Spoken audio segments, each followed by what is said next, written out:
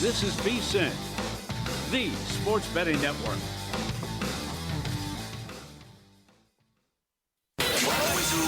Follow the money. That's what I always say. You always follow the money. Yeah. This is Follow the Money with Mitch Moss and Pauly Howard on VSiN.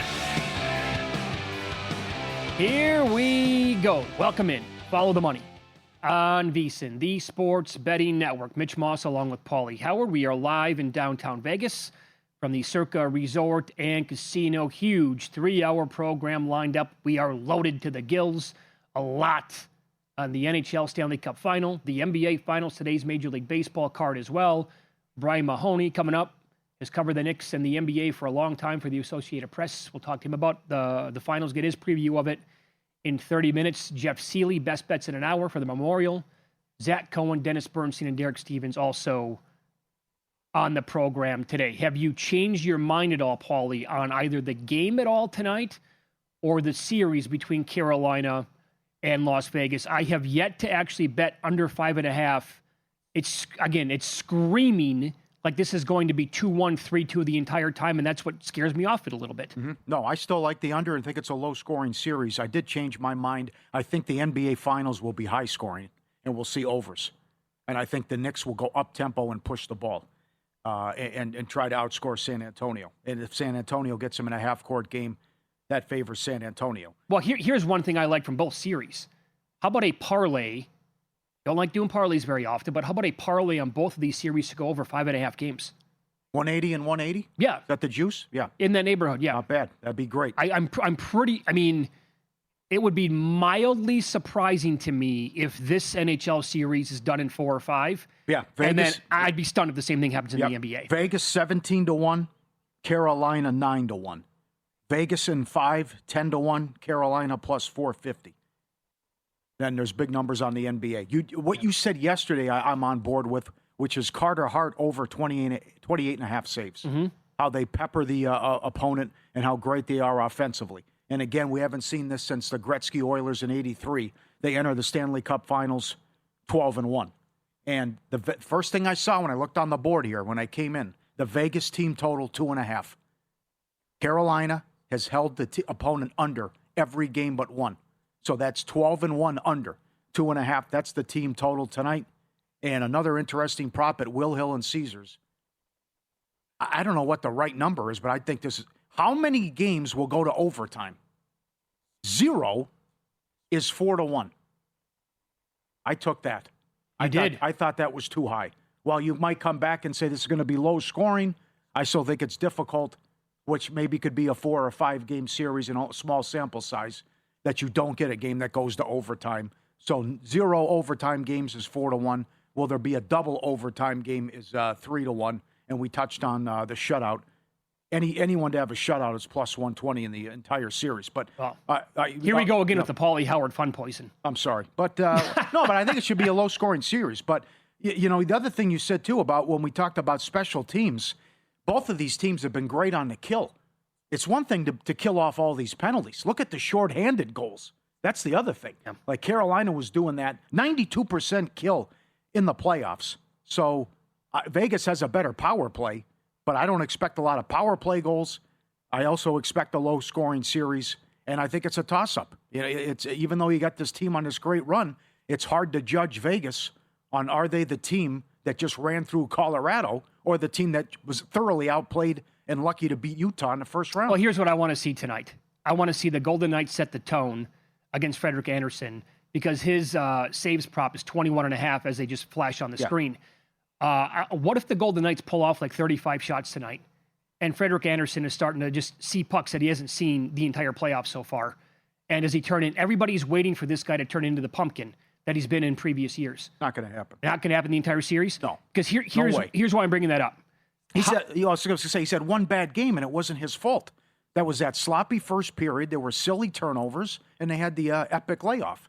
So high danger chances in the entire playoffs, all teams included here. Montreal leading the way with 151. The Golden Knights 148, Carolina 145 right on their heels.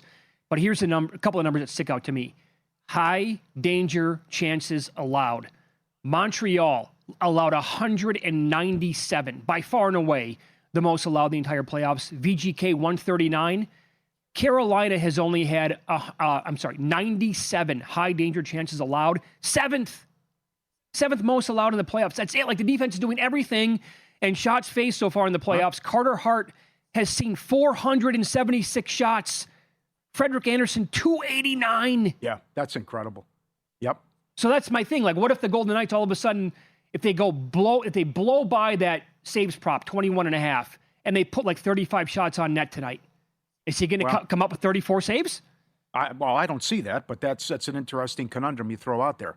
But I just don't think they're going to give that up. Since the second period of the Montreal series, it's 153 to 77 shots on goal. And what they did from game 2 on was historic. How Montreal, and we all agree Montreal was a good team. Yeah. I mean, what they did, and that was impressive, beating Tampa and to get to the conference final.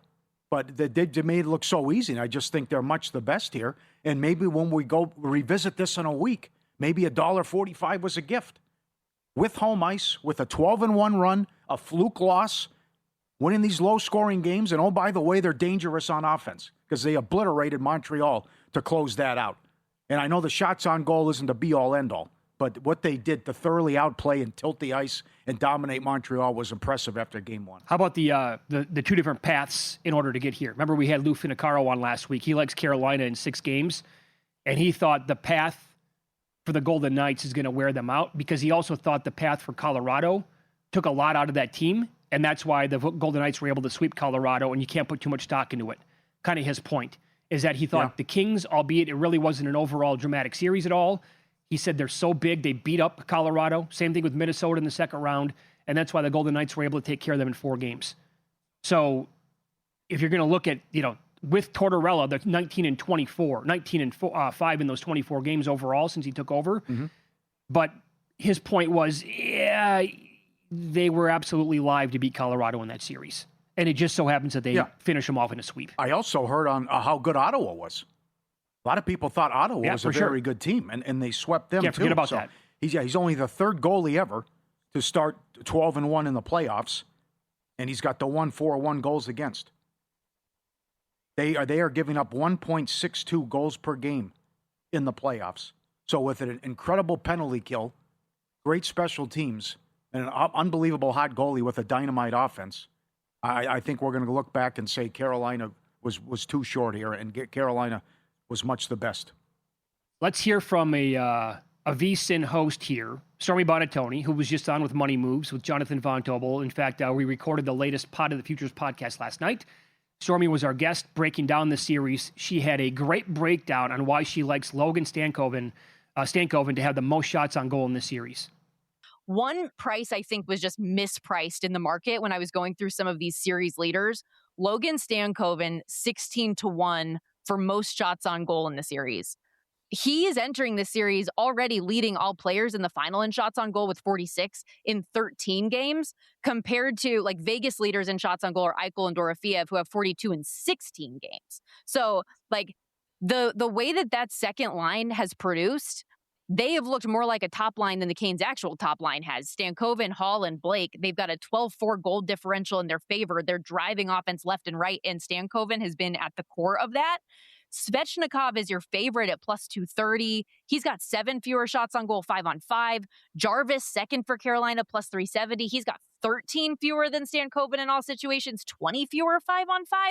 Like, I know his time on ice numbers are lower, and maybe you just expect the top line is going to produce in the Cup final more than your second line, but the second, I don't know why we should expect that line all of a sudden to be held in check when they have been awesome all year long. So 16-1 just seemed like an absurd price in that market, in my opinion.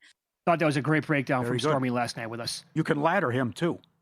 4 shots on goal and then 7 shots on goal in the last 2 games. He's gone over 1.5, 11 of the 13 playoff games. That's not bad. I like that. Yeah, I am actually going to end up sticking to my guns. I haven't bet it yet. Doesn't mean I'm not going to. We still have plenty of time to get down on this.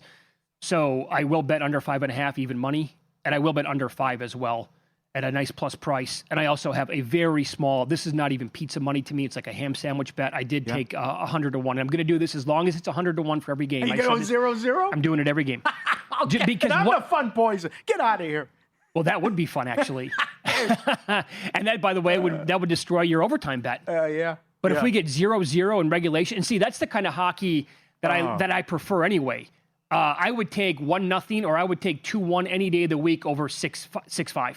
I want goals to be at a premium, man, and where the next goal could be the game winner. That's what I prefer. Mm-hmm. Is that enough? 100-1? That's not enough. That's like there's one book out here who's offering, will someone score 50 points in the finals? It's plus 175. It's happened 3 times in 50 years. I thought. I know we had 2 of them. I think you said 2 of them in the Stanley Cup playoffs so far, but that should be more like 200-1. Well, I told myself 0-0. I told myself going into the playoffs, if it was posted at triple digits, I would be betting it. So to me, that was enough. FanDuel again yesterday had 125-1. We don't have FanDuel out here, but it's certainly like anything below 100-1 was not going to be a bet to me. And some books had lower, like 50 or 80-1, so I wasn't going to play it. But then I saw 100 out here. But here's the thing: if it's a 7-game series, and I lose, and none of the games are 0-0, and I bet it every time at 100-1, it won't even come up to like 0.4 units on overall what I'm betting. It's a very small bet. Yeah. But it's a fun bet to me. It is. Okay. And if, by the way, if one pops throughout a 7-game series, then you're a pretty decent winner. Mm-hmm. No one was better to me than the Gretzky Oilers. That run where they won 4 cups in 5 years. Yeah. And the own goal was Steve Smith. The talent on that team and roster was ridiculous. But if these guys sweep, or they win in 5, considering the only loss was at the epic layoff, we have to have a discussion here, especially if they're going to hold people to 1 or 2 goals a game, too. Yep. The pace this player is on remains at an MVP level, which would make at least one VSiN host extremely happy, and the player is still hovering a little below 20-1 to win the award.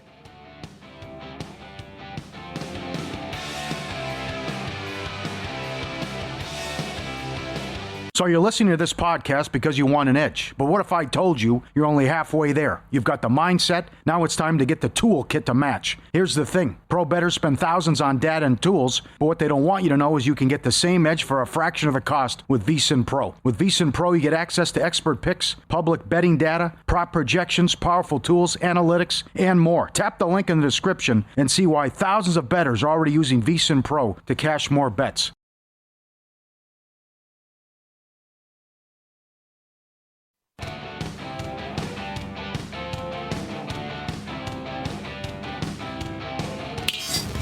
This is Follow the Money on VSiN. Little Major League Baseball here. You get Cam Schlittler on the mound tonight for the Pinstripers, going at home against the Cleveland Guardians. The Yankees higher than a $2 favorite in this one. Schlittler, one of the highest WARs in Major League Baseball for a pitcher. It's at 2.9. His ERA is 1.5. The FIP, also very good at 1.91, 10 Ks per 9. He's actually better on the road. His home ERA is 2.38, which is still like Cy Young worthy. On the road, it's 1.09. Also 9.5 Ks per 9 at home compared to 10.4 on the road. And here's the big one, the big home road split. 1.32 whip at home compared to 0.63 on the road. So maybe a little cause for concern here. I think not, because this Guardians offense I still have major concerns about. But here's good tweet from Buster Olney, by the way. And this would make, I know, VSiN host Will Hill very, very happy to see this. And I don't know if anybody else here at the network has Ben Rice to win the MVP, but Will Hill I know has 150-1. Yeah. Ben Rice is on pace for 121 runs and RBIs, 38 doubles, 47 homers, 165 hits, 80 walks, and he has a slash line of 306, 397, 658. Like, that puts him right there, right? With anybody else in the American League to win the award. It would have to. Mm-hmm. Yep. Another thing, too, is the Yankees are number 1 in walk rate, so they could get a lot of free passes here tonight.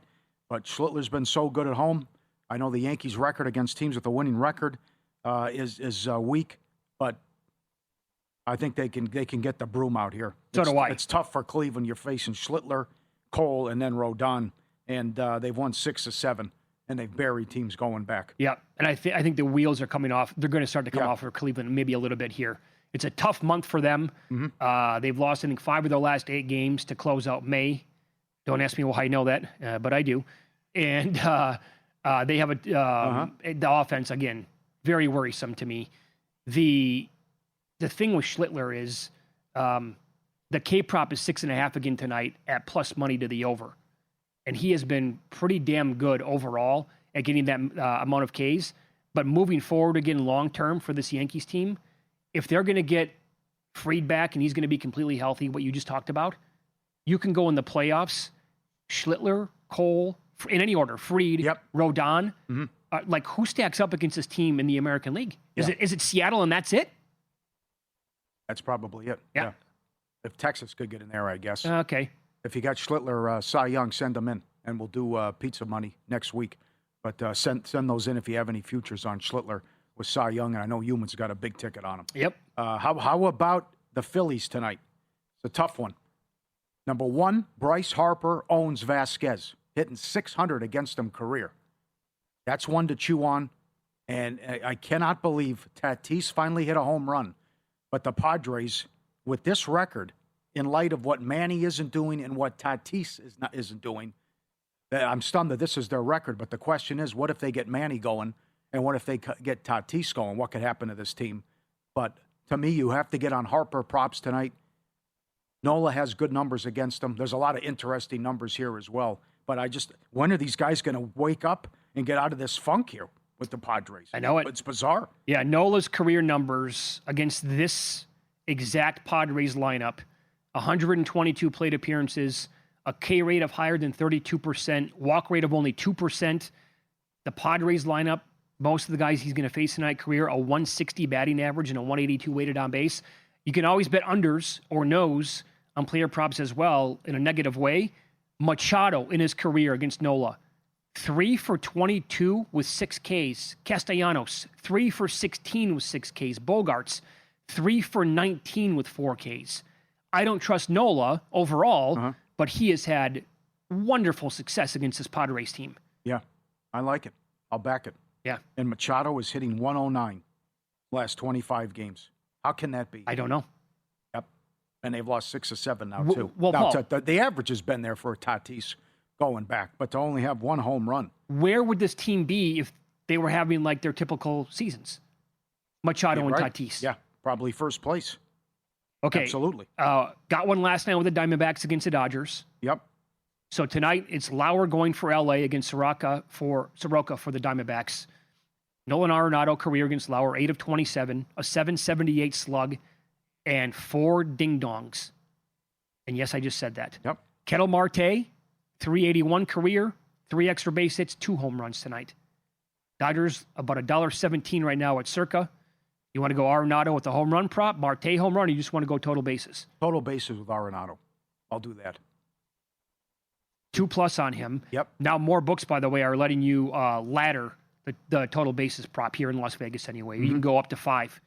You can go 2, 3, 4, or 5 at several books now.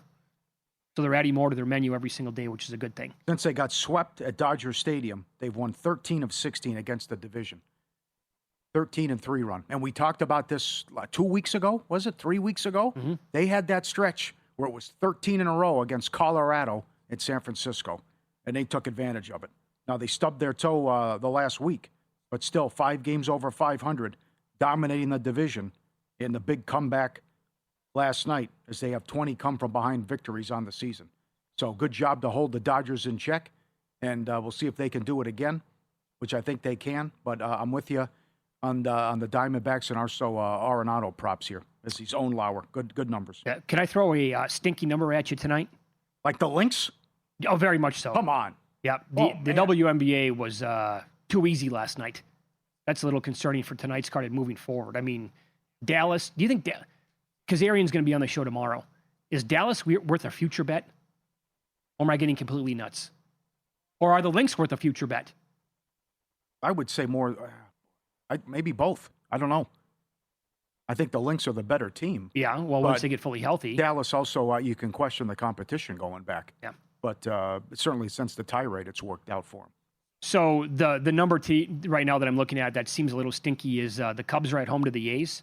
It's Tyone going for Chicago against Gage Jump for the A's. The Cubs are $1.20, $1.22 here at Circa. What am I missing here? What, they've been in a funk? What? Well, no, I understand that, but I mean, overall at home to be laying $1.20 with Tyone going against I'll look up his last game to get his exact stats. I don't think it went very well. Well, the obvious plays in baseball have been awful all year. That's what I'm saying. Well, it almost makes me want to bet the A's. I thought you were looking at the White Sox. I bet the White Sox last night, with Davis Martin. I mean, his numbers. He's on a 6-0 run with a 1.81. Yeah, and going against the Twins. This guy has been so good, and some people have some Cy Young tickets on him too. Sure. I just think he can become the first White Sox pitcher with 7 straight winning decisions since Giolito in 2019. 6-0 with a 1.81 in his last 8 starts. That's the fishy line to me. The White Sox are short, and the White Sox should win. All right, so both Chicago games are fishy to us then. He is better by a run and a half at home than he is on the road, but still the road ERA is awesome at 2.61. Still getting almost 9 Ks per night on the road, and the whip is 1.03. That was a Malinsky special last night, and the Twins, unfortunately for me, showed up with their offense, and they got the job done. By the way, jumping his first start this year against Seattle, 5 innings, 9 hits, 4 earned runs, 5 Ks, 1 walk. I can't wrap my head around that number. Okay. Let me give you this as well. Tonight, when the Mets take on the Mariners, this is what I'm talking about, where the Mariners being like the stiffest This is 7 in a row. Look at Hancock's numbers on the year. Yeah, that's right. So he was an afterthought entering the season. But Simeon, Bichette, and Soto combined in their careers against Logan Gilbert. 10 of 69. That's a batting average of 145 and 20 Ks overall. They're $1.45 in this game tonight. So again, like that. Gilbert maybe. They have a good night tonight overall. Maybe his K prop. And by the way, Tyone, one more thing on that. It's a small sample size, but a 29.4% K rate against this A's roster and only a 2.9% walk rate. So, I have to give you the Reds because Kansas City is awful against lefties. They've lost 13 of 15 against lefties. And the Pirates have lost Chandler's last 7 starts. And personally, he's 0-5 with an ERA of 6 in that span. Yep. I have a bet on that game. I'll expand on this coming up in a little bit. But it is I played the year fee in the Pittsburgh-Houston game tonight. Right, good. Championship season's here. VSiN Pro can help you bet it smarter for a limited time. Lock in the early bird pricing on the football special, just $175. Our NFL betting guide, win totals, comes out June 22nd. Futures, win totals, upcoming season, NBA Finals, Stanley Cup Finals, Belmont. Get every best bet, every host, every guest, AI-powered prop projections, 24/7 video, and the season previews for college, NFL, and more. VSiN.com/subscribe. Lock it in, $175. VSiN.com/subscribe. Go get it. This is the most excited you've been for an NBA Finals since when? Cavs Warriors. 10 years ago? Yeah. When it was 3 in a row. Brian Mahoney is going to join us up next to talk about it. From New York, has covered the Knicks in the NBA for a long, long time. He has seen everything in the process. We'll ask him how he sees the finals playing out. Coming up on Follow the Money. It's VSiN, the Sports Betting Network.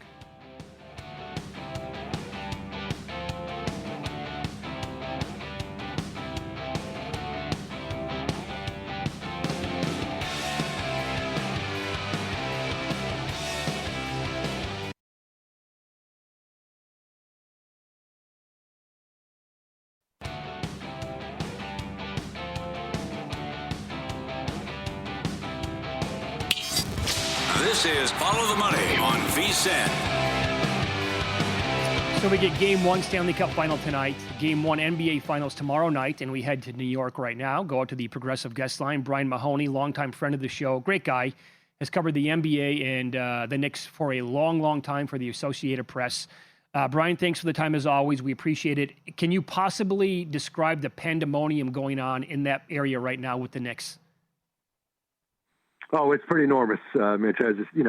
Look, there's Yankee fans, Mets fans, Jets, Giants, whatever in these other sports. But right now, it's just everything Knicks, and that's news, sports, everything. So, it's been a long, long time, and it's even sort of dwarfing the World Cup right now, and that was supposed to be the biggest thing in the world this year. So, it's just incredible, and it's only going to kick up more next week, obviously. Well, you covered them a long time. There's some terrible teams and a lot of bad seasons and a lot of horrible moments. And I know you tweeted this before the playoffs started, that there was a picture of Brunson in the Garden and how everything changed once they signed him. And a lot of people thought they overpaid for him and We've been through that as well. If they're able to do this and he wins Finals MVP, where does he go all-time, Nick? Yeah, I mean, Pauly, it's amazing. You know, they've been around 80 years, original NBA franchise, but they just haven't done much winning.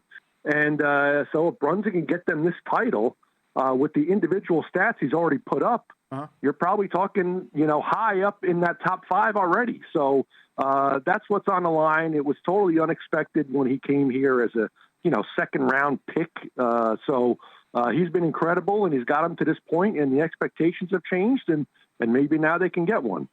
If the Knicks do go on and win this entire thing, Brian, can you make a case for anybody not named Jalen Brunson to win the Finals MVP?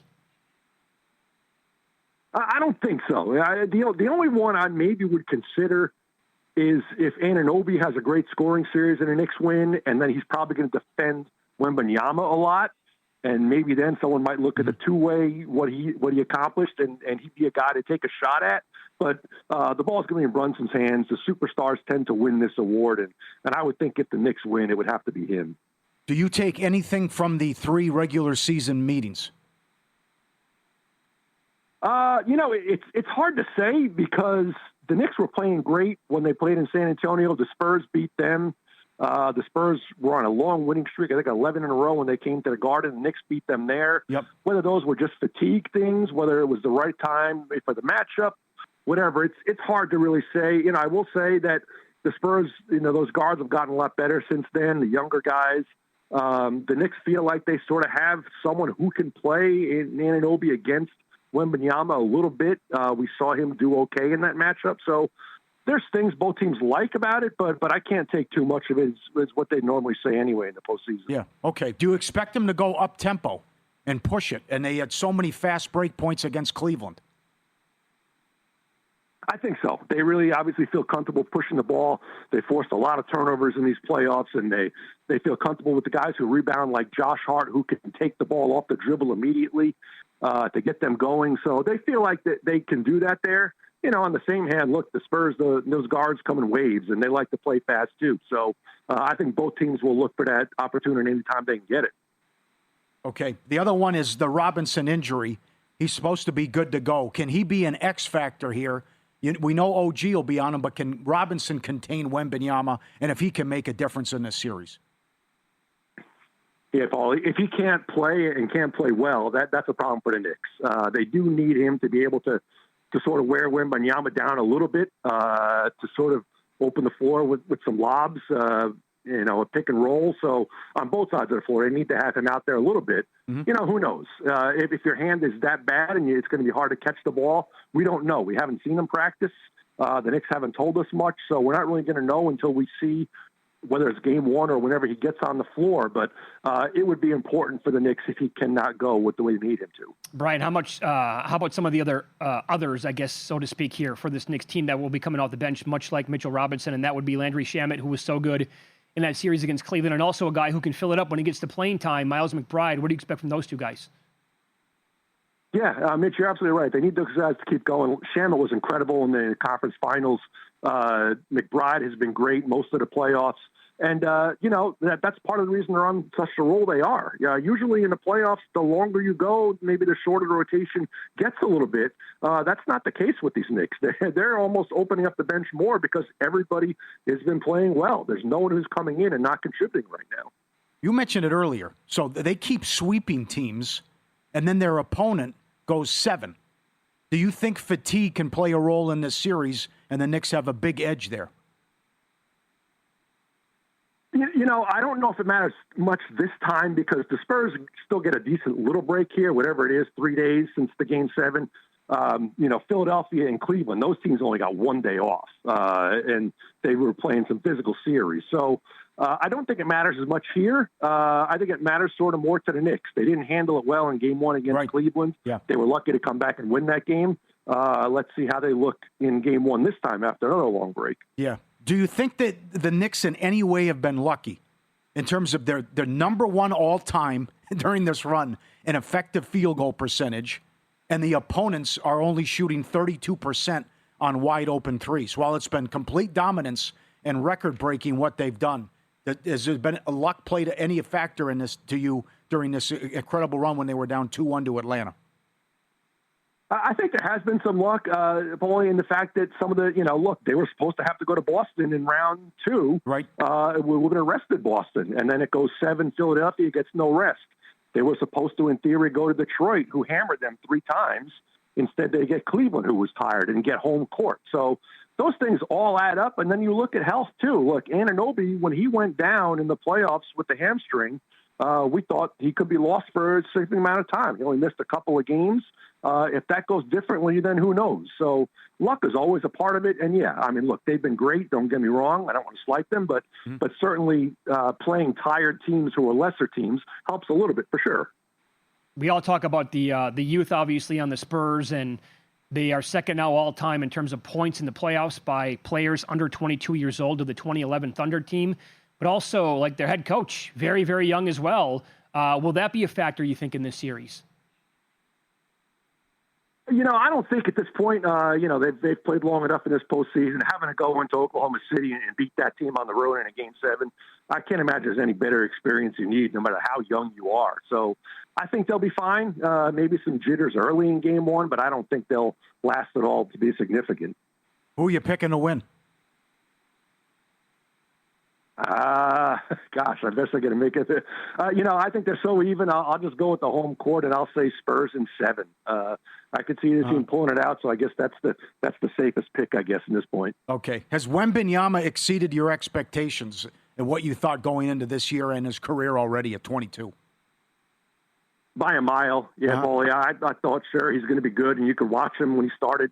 But to take the leaps he has every year when he was already that good in the beginning, there's really nothing he can't do that I can imagine. So, I thought he was going to be good, but I can't ever imagine I thought he'd be this fast anyway.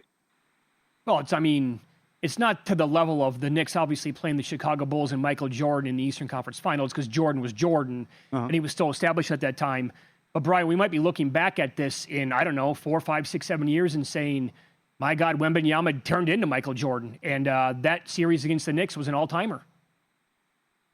It's very possible. This is a great showcase, playing in the, NBA Finals against New York.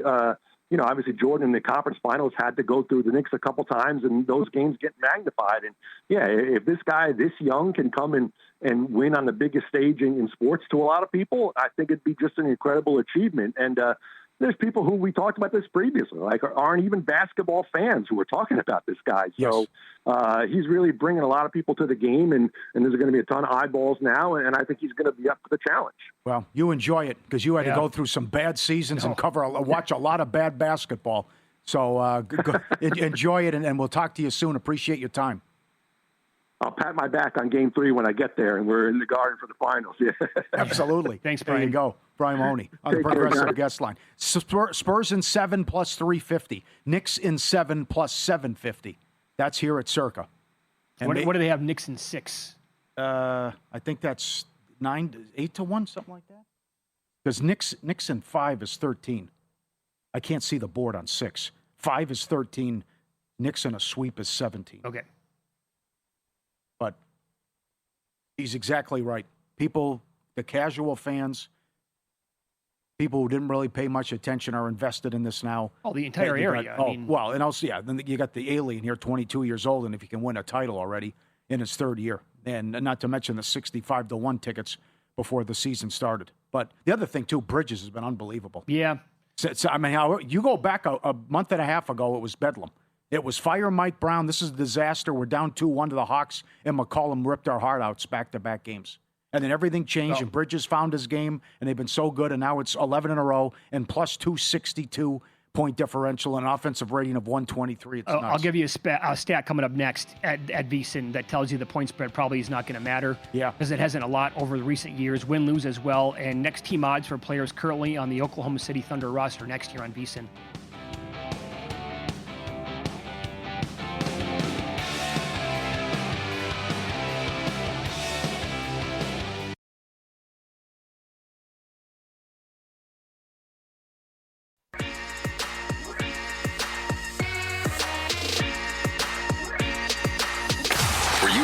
last night? Wow, winning. Or was it a rough one? Well, they can't all be winners, can they? Loser! You're a loser! Pauly Howard recaps the night in sports betting in Win Some, Lose Some. By the way, Knicks in 6 plus 570, Spurs in 6 plus 475.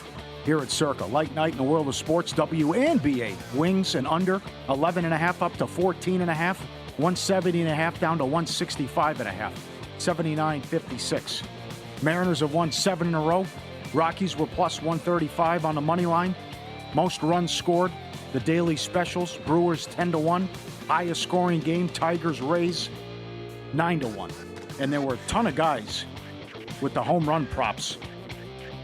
Jacob Young, Colt Emerson, Troy, McCarthy, Lee, and Wynn were all 10-1 or higher at the home run market last night.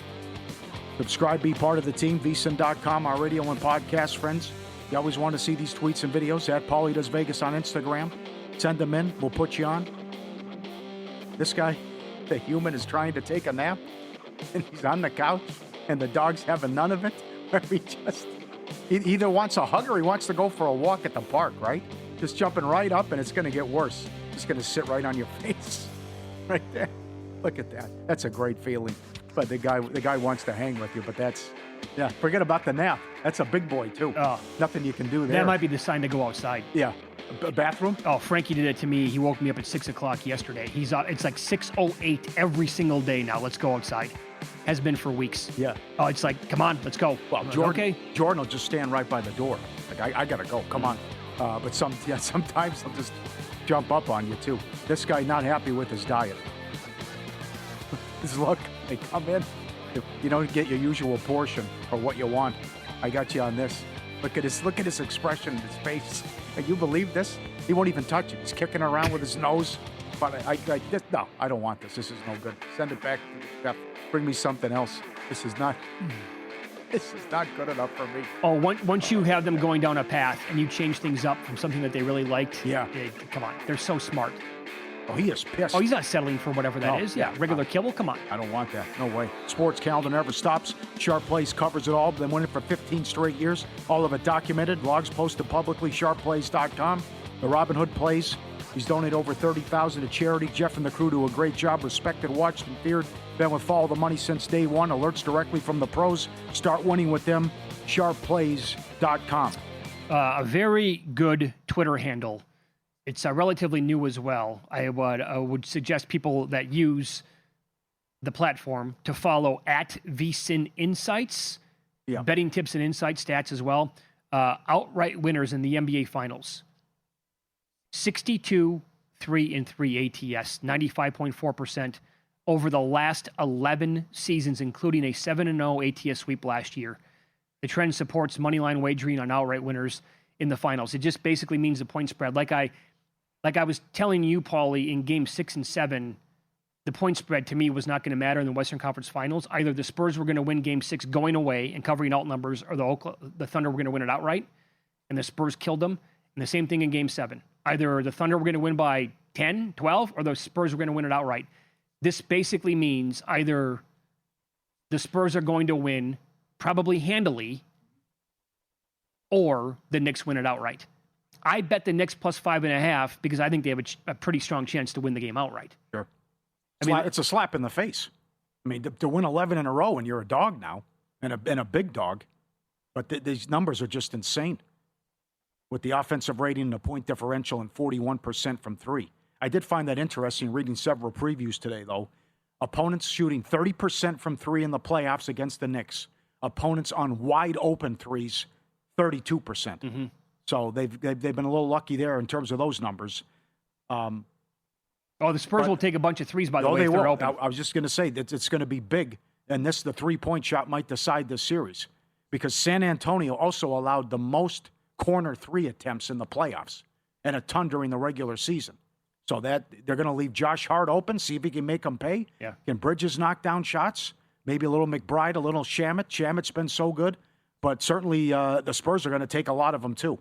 And Champagny has moved. He was plus 270 most threes in the series. That's come down. But he's taking so many threes per game, the attempts. That's what you want, right? Just a chance to for one player to have so many attempts per game, and then you're going to be live to win a market like that. He double-digit threes in 2 of the games, and he was pushing double digits in the other games on top of it. Well, I said this yesterday. This is a different ball game, though, for the Spurs with who they're going against. Because there were so many guys, they would just back off and dare on OKC to shoot. Mm-hmm. They did hold OKC to 107 points per 100 possessions in that matchup.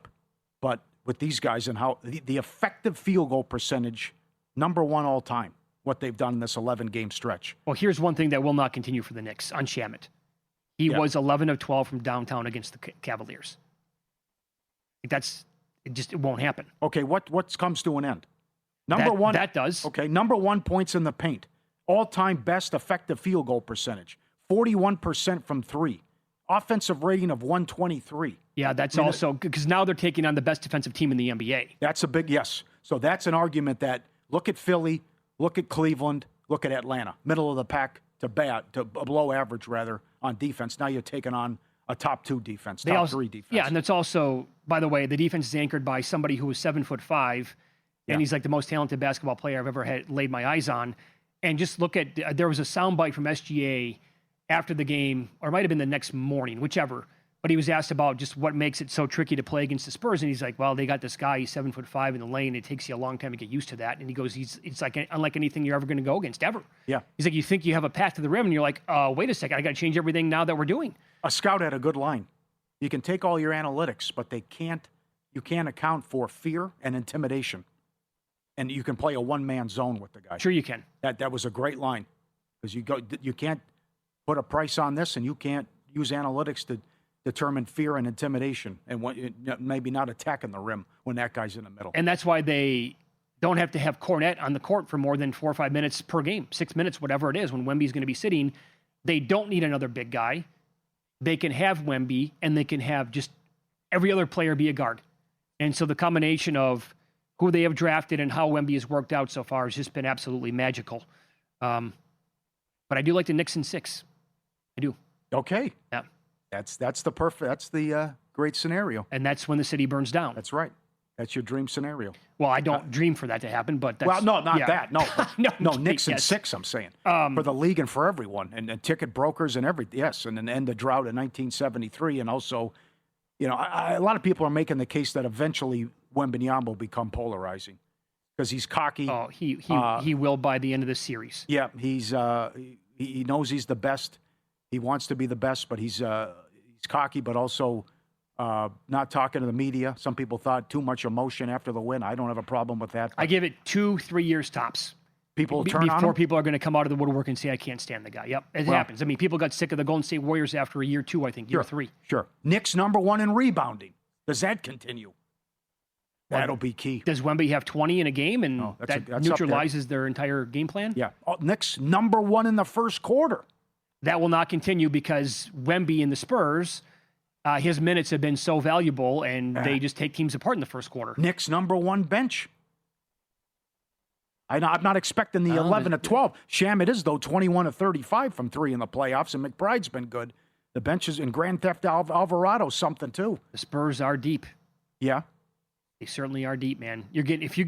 Put it this way, if they get valuable minutes from a guy like Carter Bryant, that will go a long way to helping them out, I would think. Let me give you this Bleacher Report with a trade idea. Oklahoma City would receive Donovan Mitchell from the Cavaliers. In return, Cleveland would get Jalen Williams and Cason Wallace. What would you make of that? I'm not doing that if I'm the Thunder. No, it's too much to give up. That's not a good fit either. Mitchell needs the ball. You can bet this in prediction market. You're exactly right. Prediction markets, offshore, maybe some sports books have it up. But Chet's next team, Milwaukee, the short shot 4-1.